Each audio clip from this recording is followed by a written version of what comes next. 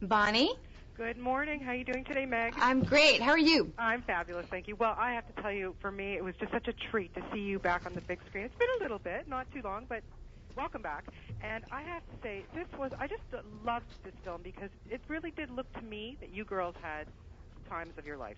Yeah, we honestly, we just did. We had a lot of fun together. We were just rooting for each other, and we really got a big kick out of one another, and we were interested in what the other one had to say. We didn't know each other at the beginning, and we all, have had a lot of experience, and we were able to share all that. We have kids. It was fun. It was fun and really enriching, You had been on board with this project for a long time. Why did you steadfast, held true? Why did you want to do it so badly?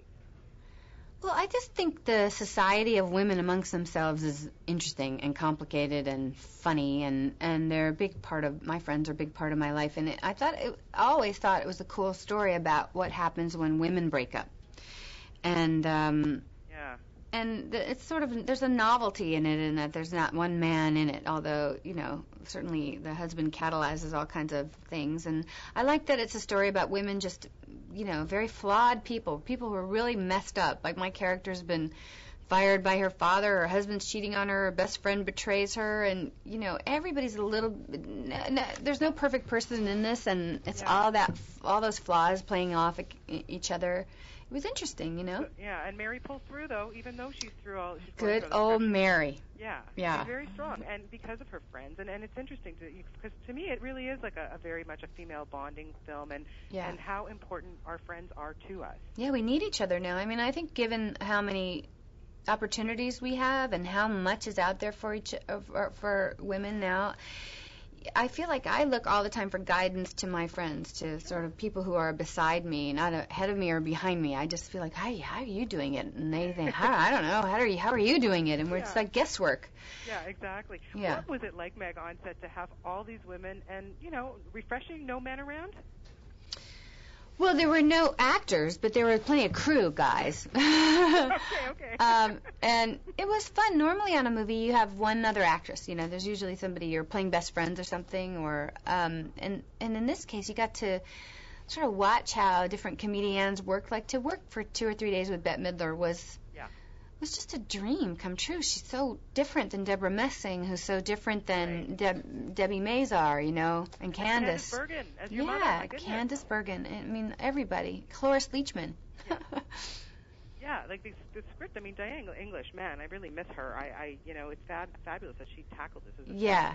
It's a hard movie to pull off, really, and modernize. But I think she did a really great job. Yeah, I agree. Your chemistry, too, with Annette Bening. I know you guys really didn't know each other that well before. My goodness, to work with somebody like her. It's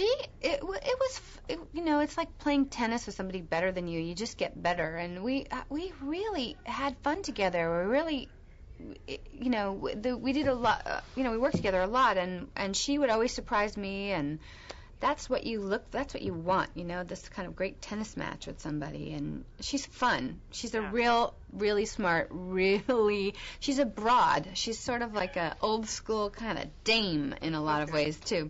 Yeah, she totally is. Mm-hmm. Okay, I have to ask you, do you like Meg Ryan with the curly hair or Meg Ryan with the straight hair?